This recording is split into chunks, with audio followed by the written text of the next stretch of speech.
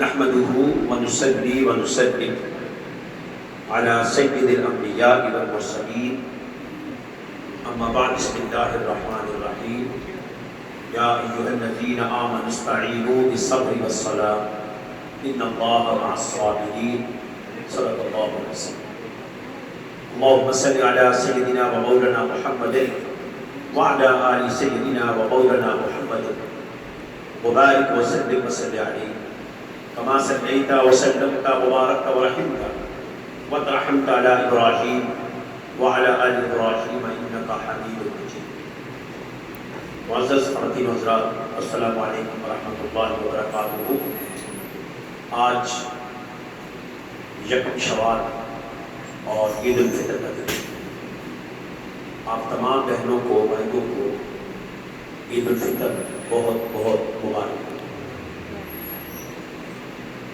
قرآن مجید فرقان حمید کی چھوٹی سی آیت میں نے آپ کے سامنے پیش کی ہے، جس میں اللہ جل جلالہ کا فرمان عظیم ہے کہ اے ایمان والو، جب بھی تمہیں مدد کی ضرورت پڑے تو صبر اور نماز کے ذریعے مدد حاصل کرو. آمنوا استعینوا بالصبر والصلاۃ ان اللہ مع الصابرین. اللہ جو صبر کرتے ہیں ان کے ساتھ رہتا ہے. یاد رکھیں، ہم ایک بڑا صبر آزما پیریڈ سے گزرے ہیں رمضان کریم کے حوالے سے.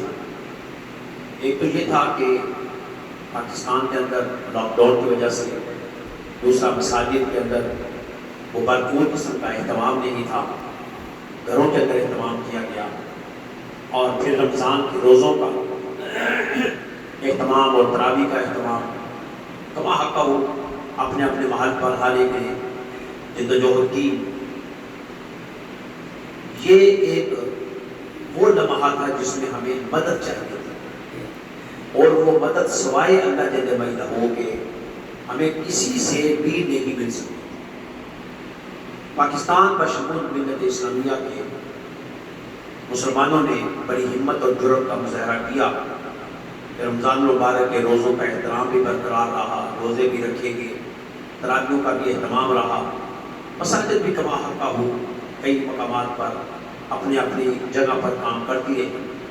گھروں کے اندر بہت سارا بہنوں نے، بیٹیوں نے، دوستوں نے اہتمام کیا، نماز کا اہتمام کیا، جمعوں کا اہتمام کیا، اور جس طرح کہ آج عید فطر ہے اس کا بھی اہتمام گھر کے اندر ہے. تو یہ ایسے فتنوں والے حالات میں جب بندہ پھر بھی اللہ کے ساتھ جڑا رہتا ہے تو یہ ایمان کی علامت ہے.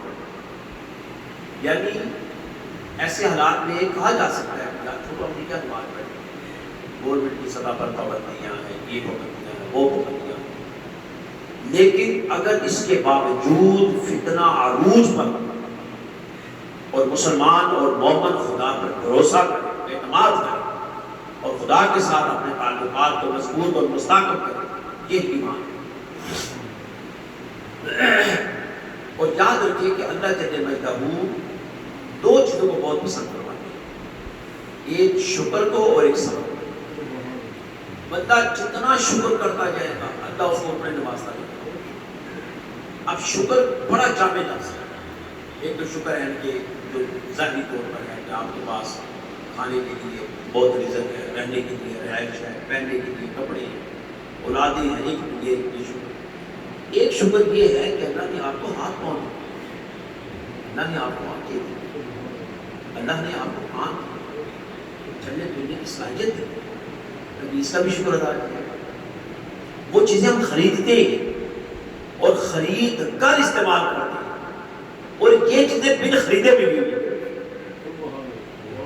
یعنی آپ یوں دیکھ لیجیے کہ معیار شکر یہ ہے، کبھی آپ گزرتے ہوں اپنے محلوں میں اور آپ نے بڑا بہترین جوتا پہنا ہوا ہو، 1000 2000 3000 کا، اور راستے میں کہیں پانی کھڑا ہو تو کیا کرتے ہیں؟ جوتے اتار کر ہاتھ میں پکڑتے ہیں.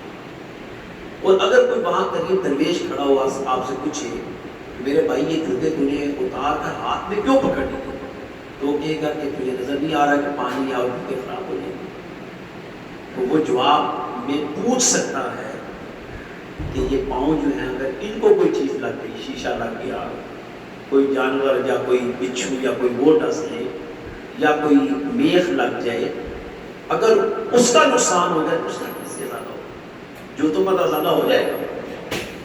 لیکن جبلت کیا ہے کہ جوتے اس نے خود خریدے تھے اس لیے اس کی قدر تھی، اور پاؤں اس کو مفت میں ملے تھے اس لیے قدر تھی۔ شیخ سعدی رحمۃ اللہ تعالیٰ علیہ ایک دفعہ اللہ سے دعا کرنے لگے کہ مالک میں تیرا بھی عاشق، تیرے پیارے رسول کا بھی عاشق ہوں، لیکن مجھے اتنی طاقت نہیں کہ میں جوتے خرید سکوں۔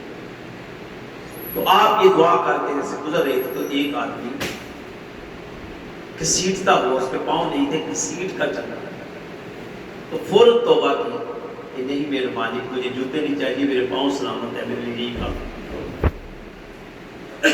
بہت ساری نعمتیں اللہ تعالیٰ نے ہمیں ایسی دی ہیں جن کا کبھی ہم نے شکرانہ کیا ہی نہیں، اور ہمیں پتہ ہی نہیں۔ اگر آنکھ اللہ نہ کرے خراب ہو جائے تو بتائیں اس کا حل کیا؟ اگر زبان کی لذت، آپ بہترین سے بہترین غذائیں کا ٹھکا زبان کی لذت ہی چھین جائے، مثلا کئی دفعہ آپ اندر میدے میں گرمی ہو جاتی ہے تو دودھ پڑا ہوتا ہے آپ نہیں پی سکتے، کھانا پڑا ہوتا ہے آپ نہیں کھا سکتے، کئی چیزیں آپ کے لیے انواع و اقسام کی ہوتی ہیں، آپ کے دل نہیں کرتے۔ آپ اس وقت دیکھیں کہ یہ جو زبان کی لذت ہے یہ چھینی گئی، زبان کو بد ذائقہ کر دیا گیا، اور اگر یہ مستقل بد ذائقہ ہو جائے تو پھر کیا ہوگا؟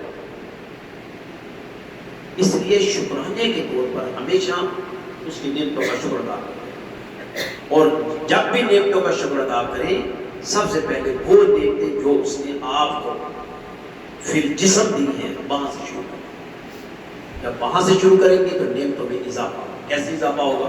آپ کی آنکھیں مضبوط رہیں گی، آپ کے ہاتھ مضبوط رہیں گے، آپ کے سننے اور سمجھنے اور بولنے کی طاقت محفوظ رہے گی۔ لیکن اگر آپ اس کو نظر انداز کریں گے تو یہ چیزیں ضائع ہو جائیں گی۔ کبھی بھی، بلکہ حدیث رسول صلی اللہ علیہ وسلم ہے کہ مشکل وقت آ جائے، اب اس کا دوسرا پہلو صبر کا، مشکل ترین وقت آ جائے تو موت کی تمنا نہ کرو، اس لیے موت کی تمنا تمہیں تو خدا نے موت دینی دینی ہے، تو خدا کی عزت اور غیرت کو للکار رہے، اسی لیے خودکشی کو حرام قرار دیا کہ تمہیں نعمت دی گئی زندگی اور تم موت مانگ رہے ہو۔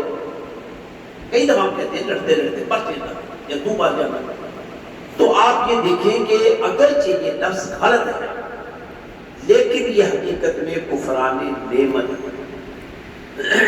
اگر کوئی بندہ شکر کے درجے پر پہنچنے کے لیے صبر کا مظاہرہ کرے تو یقیناً اس کا درجہ بڑھتا ہے، اور صبر جو لوگ کرتے ہیں ان کو دو چیزیں حاصل ہوتی ہیں، اور بڑی عجیب بات ہے کہ صبر کرنے سے بندہ صبر کرتا ہے، بس تکلیف میں صبر کرتا ہے، درد میں صبر کرتا ہے، اولاد کی وجہ سے صبر کرتا ہے، گھریلو حالات کی وجہ سے صبر کرتا ہے، گاڑی کا، گھر کا، موٹر سائیکل کا، سائیکل کا کوئی نقصان ہو جائے صبر کرتا ہے، کوئی اور مالی نقصان ہو جائے صبر کرتا ہے۔ یہ ساری چیزیں جو ہماری روزمرہ کی ہیں، ہاتھ میں کوئی چیز پکڑی ہوئی ہے، گھر کا وہ ٹوٹ گیا صبر کرتا ہے، معمولی سی معمولی چیز سے لے کر قیمتی سی قیمتی چیز تک کرائی اور وہ صبر کرتا ہے۔ اللہ کیا فرماتے ہیں؟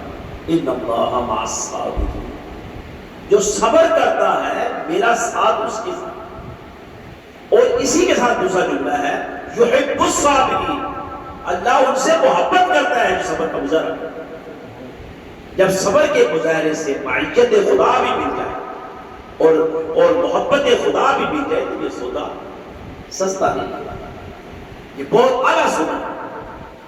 تو مسلمان کی عظمت اور شان اسی وقت والا ہوگی جب وہ شکر اور صبر کے ساتھ اپنی زندگی کو گزارتا ہے۔ تو آج کا دن جو ہے یہ حقیقت میں صبر اور شکر کے درمیان گزرنے والا دن کہ آپ نے صبر کیا، پورا رمضان سارا دن صبر کا مظاہرہ کیا تو اللہ کی مدد معیت کی شکل میں، اللہ کی محبت اجر کی شکل میں مل گئی، دونوں چیزیں آپ کو حاصل ہوئی۔ اور شکرانہ کیا کیا کہ روزے رکھنے کے باوجود یا اللہ تیرا شکر ہے جس کو قبول کرنا، یہ شکر ہے۔ تو جب آپ یہ کہیں گے تو پھر اللہ آپ کو اور توفیق دے، آپ کو اور ہمت دے۔ کئی مرتبہ ہمارے یہاں لوگ یہ کہتے ہیں بیماری ہے روزہ رکھنے سے پتہ نہیں کیا ہو جائے گا، اگرچہ وہ پوری آیت قرآن میں پڑھ لے تو اس کا اگلا جملہ ہے وَأَن تَصُومُوا خَيْرٌ لَكُمْ، اگر تم روزہ رکھ لو تمہارے حق میں بہتر ہے۔ بھئی ایک ڈاکٹر کہتا ہے آپ روزہ نہ رکھیں، وہ تو اتنی بے سمجھ لے کہ میں اس جملے کو کیا کہوں کہ اتنی ڈٹائی کے ساتھ کہہ دیتے ہیں روزے چھوڑو، کیا ہوگا؟ موت آ جائے گی، یا روزہ رکھے نہ رکھے موت نہیں آئے گی؟